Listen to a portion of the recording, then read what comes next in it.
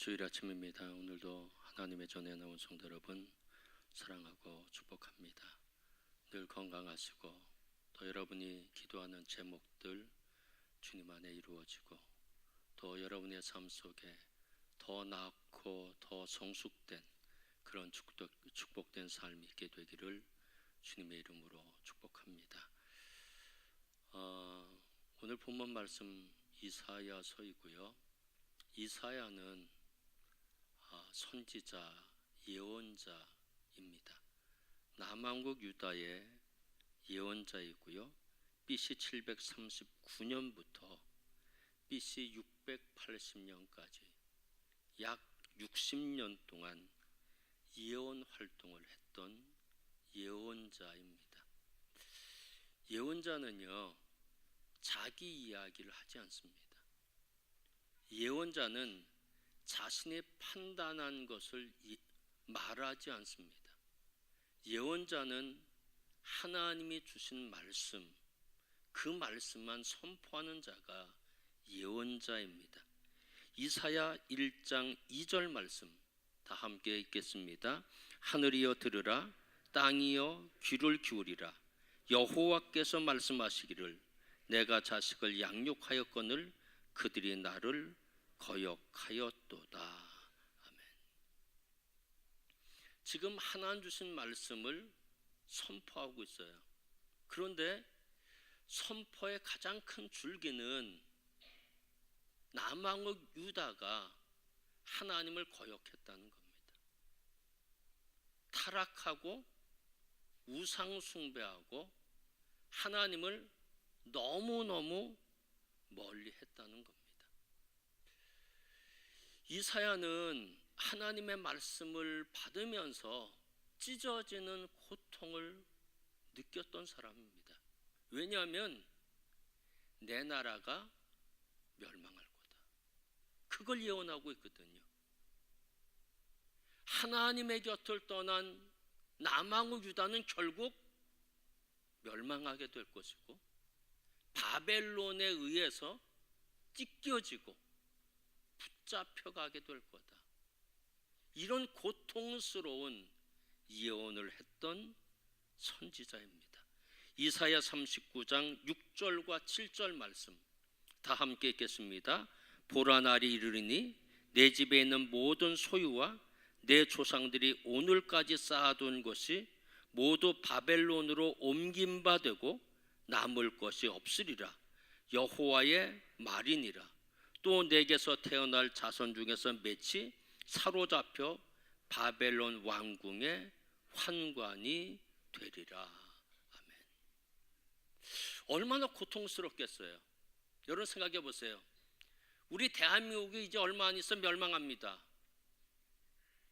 그런다고 하면 내가 그런 이야기에 얼마나 고통스러운 느낌을 가지면서 전할 수밖에 없지 않겠습니까?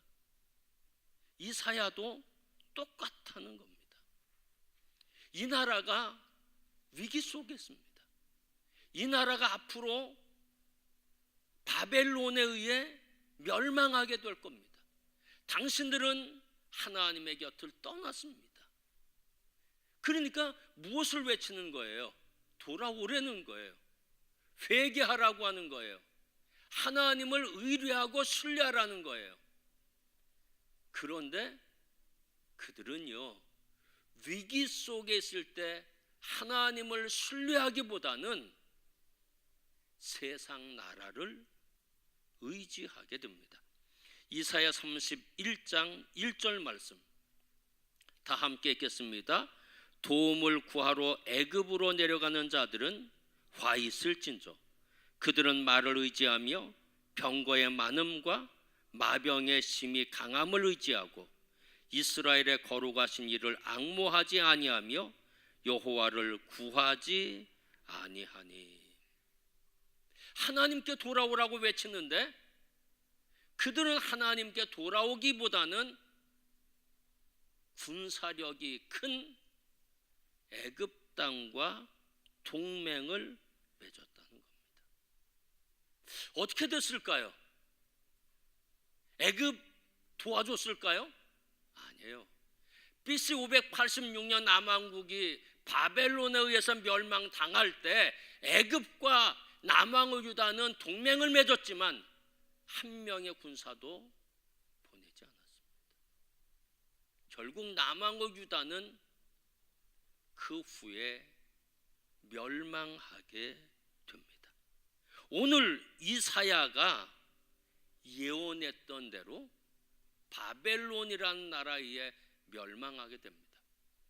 이 도표를 이렇게 보면 그 간단한 도표인데 빨간 선 안에는 그 이사야가 활동했던 시대라 그렇게 생각하시면 됩니다. BC 739년에 예언을 시작했고요. 예언하는 과정 속에서 본 곳이 있어요. BC 720이면 북왕국 이스라엘이 멸망하는 것을 보았던 사람이 누구냐? 바로 이사야라고 하는 선지자입니다.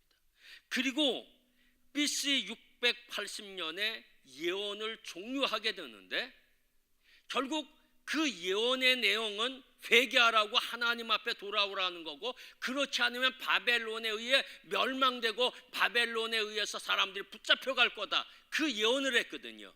근데 결국 그 예언이 거의 한 100여 년 이후에 BC 586년에 그 예언이 성취됩니다. 나라가 멸망하게 됩니다. 그러니까 이사야라고 하는 예언자는 멀리를 내다봤다는 거예요. 이 나라의 앞날까지. 누가 말씀하셨어요? 하나님 말씀하셨어요. 하나님을 의지하면 하나님은 흥하게 하시지만, 그러나 하나님의 곁을 떠나면 애굽이라고 한 큰 나라를 의지한다고 할지라도 나라는 멸망할 수밖에 없다는 겁니다. 그런데 이사야서를 잘 보면은요, 대부분 회개하라고 하는 것, 남왕과 유다의 멸망에 대해서 예언을 했지만 멸망만 예언한 것은 결코 아닙니다. 회복에 대해서도 예언했고요, 바벨론 땅에서 다시 그들이 돌아오게 될 거다.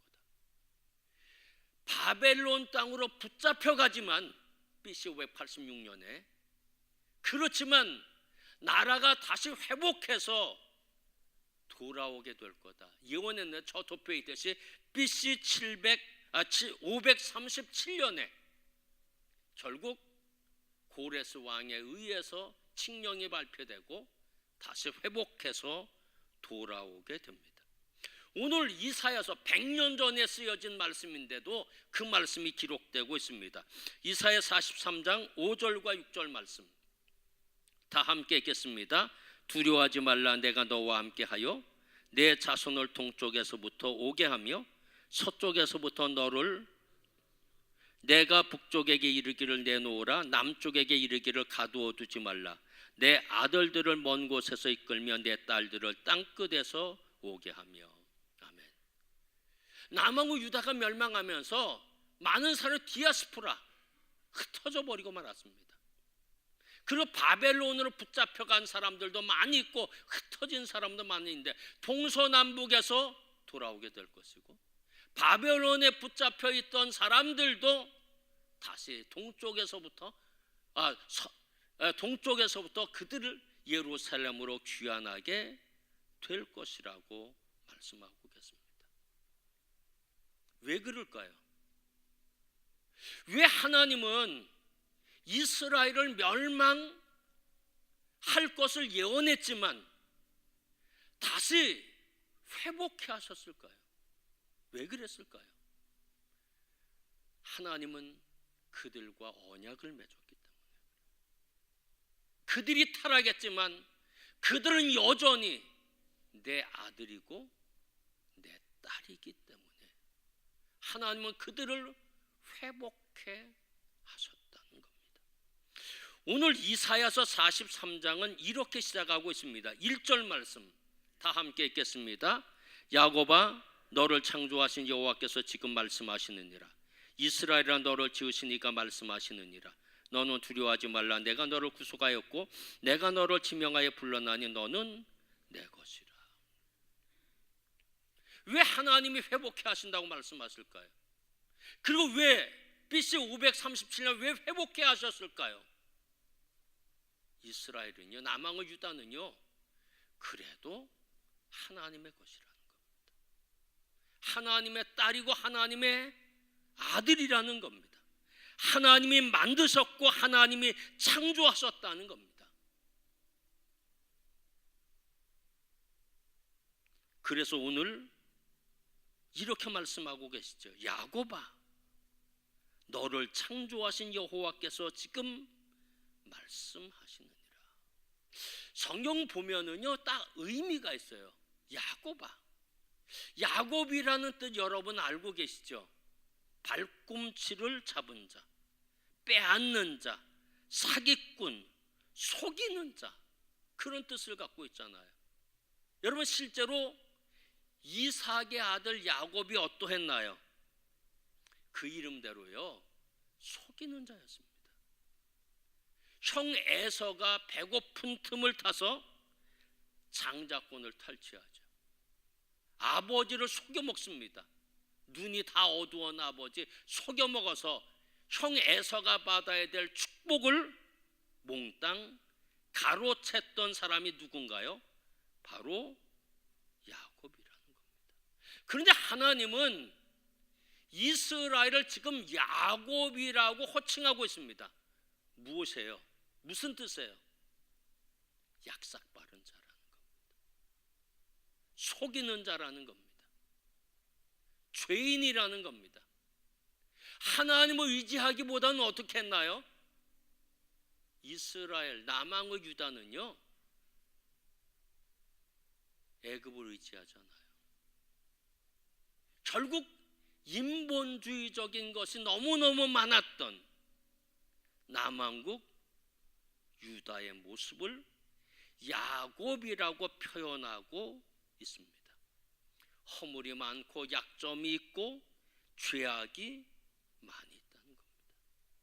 그런데도 불구하고 하나님은 말씀하시기를 너는 내 것이라. 꼴 보기 싫다나 너하고는 이제 담 쌌어, 이렇게 말씀하지 않는다는 겁니다. 아무리 허물이 많고 죄가 많이 있어도 너는 내 딸이야, 너는 내 아들이야, 너는 내 것이야. 하나님이 그렇게 말씀하시고 있는데 이것이 은혜라는 겁니다. 그들이 나라가 멸망하잖아요. 그리고 그들이 바벨론으로 붙잡혀 갑니다. 붙잡혀 간 그들의 모습은 어떠합니까? 그들은요, 가난해요. 소망도 없어요.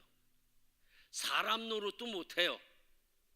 어떻게 보면 신자의 모습도 갖고 있지 못해요. 헌금 한 푼 할 만한 여력이 그들 가운데 없어요. 그런데도 불구하고 하나님은 너는 내 것이야, 너는 내 딸이야, 너는 내 아들이야. 돈이 없어도, 소망이 없어도, 다 죽어가도 너는 내 아들, 내 딸이라고 말씀하고 있습니다. 오늘 본문의 말씀을 보면 이 남왕국 유다에 대해서 또 다른 호칭, 어떻게 보면 바벨론으로 붙잡혀가 있는 그 사람들을 향해서 또 다른 호칭을 사용하고 있습니다. 이사야 43장 1절 말씀 다 함께 읽겠습니다. 야곱아, 너를 창조하신 여호와께서 지금 말씀하시느니라. 이스라엘아, 너를 지으신 이가 말씀하시느니라. 아멘. 처음에 호칭을 야곱으로 호칭했잖아요. 그 두 번째 호칭도 야곱아, 이 야곱으로 호칭하는 것이 순리에 맞지요. 근데 하나님은 두 번째 호칭을 야곱으로 호칭하지 않고 이스라엘로 호칭하고 있습니다. 여기에는 분명한 하나님의 의도가 있다는 겁니다. 야곱 같은 자가 이스라엘처럼 된다는 겁니다. 이스라엘이라고 한 이름은 하나님 주신 이름이거든요. 창세기 32장 28절 말씀 다 함께 읽겠습니다. 내 이름을 다시는 야곱이라 부를 것이 아니요 이스라엘이라 부를 것이니 이는 내가 하나님과 및 사람들과 겨루어 이겼음이니라. 야곱이 아버지를 속여먹죠. 형 에서의 장자권을 탈취하고 축복받고, 그리고 외삼촌 라반의 집으로 갑니다. 그 야곱이 20년 후에 돌아와요. 큰 거부가 돼서. 근데 문제는 뭔가요? 형 에서와의 갈등의 문제가 해결되지 않았다는 겁니다. 그 상태에서 돌아오게 되는데 앞에 종들을 보냈는데 종들이 소식이 왔습니다. 어떤 소식이냐면 지금 형 에서가 400명의 군사를 이끌고 지금 당신에게 오고 있다는 겁니다. 아니, 군사가 왜 필요해요? 형과 동생이 만났는데. 그러니까 에서는 이번 기회에 야곱을 치든지 죽이든지 아니면 그 재산을 몰수해서 어떻게 하든지 그런 생각이 에서 가운데 20년 전에 있었던 그 원한이 아직까지 풀리지 않은 겁니다. 이 소식을 야곱이 듣게 되죠. 절체절명의 순간이 왔습니다. 이제 죽게 되는 거거든요. 결국 이 야곱은 자신이 의지하던 잔꾀를 내버리고 전능하신 하나님 앞에 매달리기 시작했습니다. 하나님의 도우심 없이는 나는 살 수 없습니다. 그런 마음을 갖고 하나님 앞에 밤새도록 매달려 기도로 씨름하게 되죠.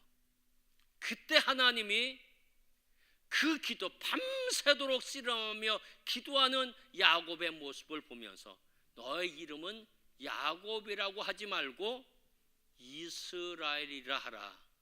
하나님이 이름을 주셨습니다.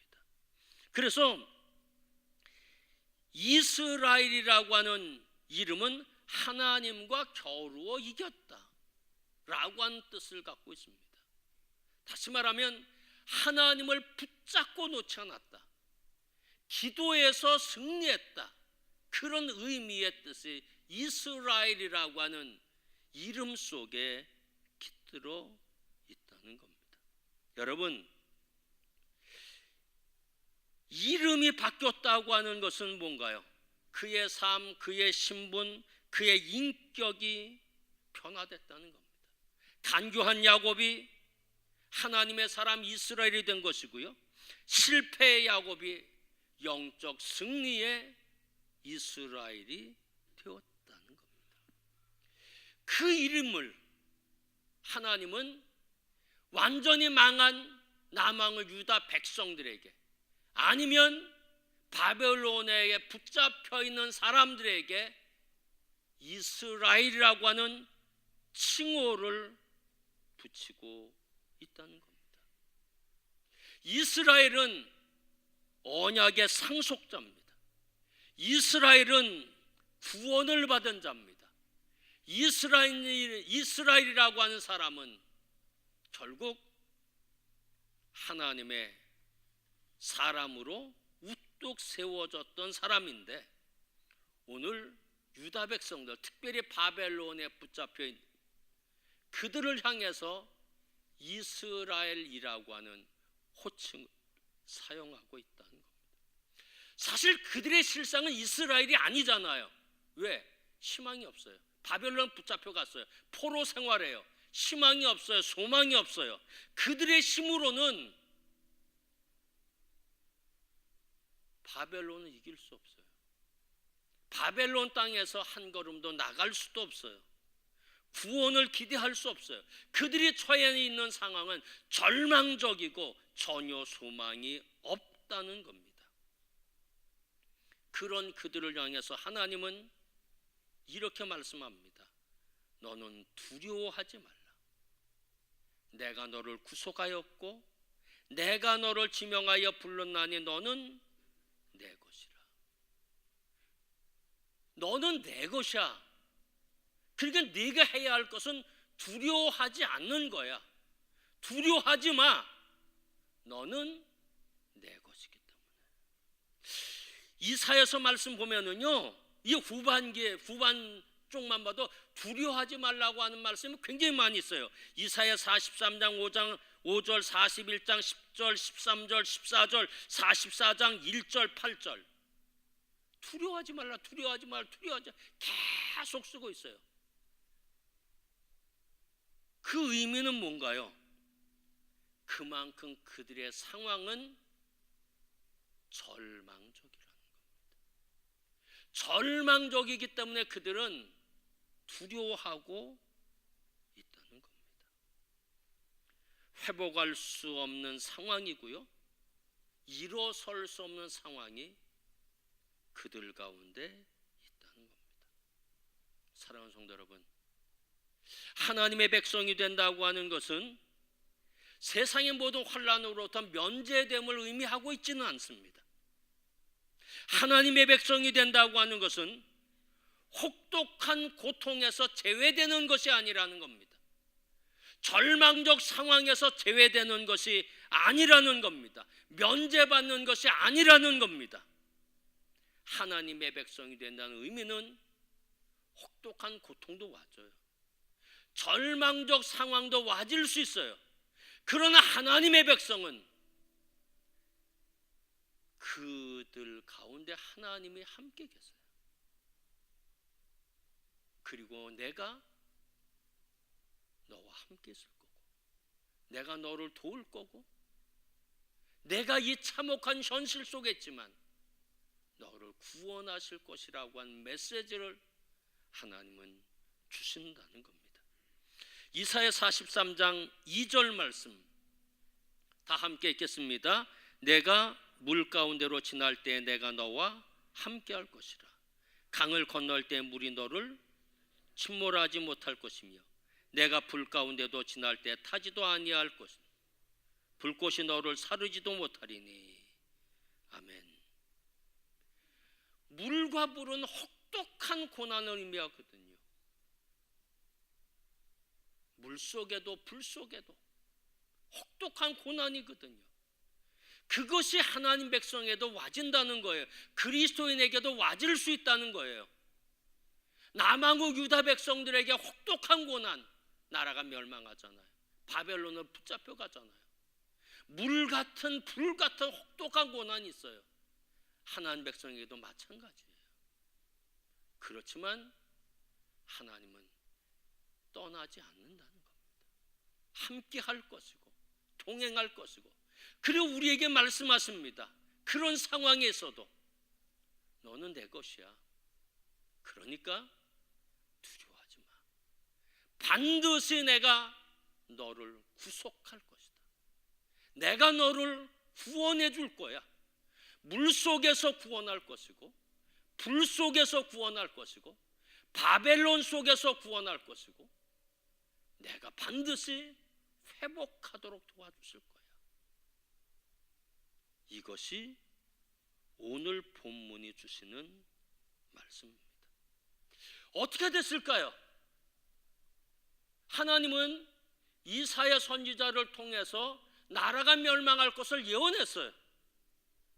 멸망했어요. 그리고 다시 너는 내 것이야.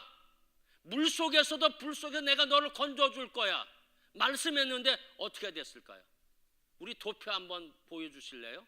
아까 BC 537년에 그들은 다시 고국 땅으로 돌아오고 해방받는 축복을 받게 되었다는 겁니다. 사랑하는 성도 여러분, 혹시 여러분의 상황이 녹록하지 않습니까? 바벨론에 붙잡혀 있는 것처럼 소망도 없고 기쁨도 없고 자유함도 없고 물 속에 불 속에 내가 지금 고난당하고 있지는 않습니까? 고난당하고 있지만 분명한 것은 우리는 하나님의 것입니다. 하나님의 딸이고 하나님의 아들입니다. 그리고 하나님이 나와 함께 하시고요, 걱정하지 마. 내가 너를 구속할 거야. 왜? 너는 내 딸이기 때문에. 너는 내 아들이기 때문에. 오늘 본문의 말씀은 우리에게 이 메시지를 주는 거예요. 두려워하지 마. 너는 내 딸이야, 내 아들이야. 네가 어떤 상황에 있든지 나는 너와 함께 할 거란다. 사랑하는 성도 여러분, 고난의 현장이 있다면, 내가 지금 고통 속에 있다고 하면 두려워하지 마십시오. 하나님이 함께 하실 거고요, 여러분은 반드시 구원하실 겁니다. 왜냐하면 우리는요, 하나님과 언약 맺은 백성이고요, 하나님의 딸이고 아들이기 때문입니다. 언제나 이 세상에서 두려워하지 말고 하나님이 나와 함께 하심을 믿고 기도함으로 승리하시는 성도 여러분이 다 되시기를 주님의 이름으로 축복합니다. 기도하겠습니다. 하나님 감사합니다.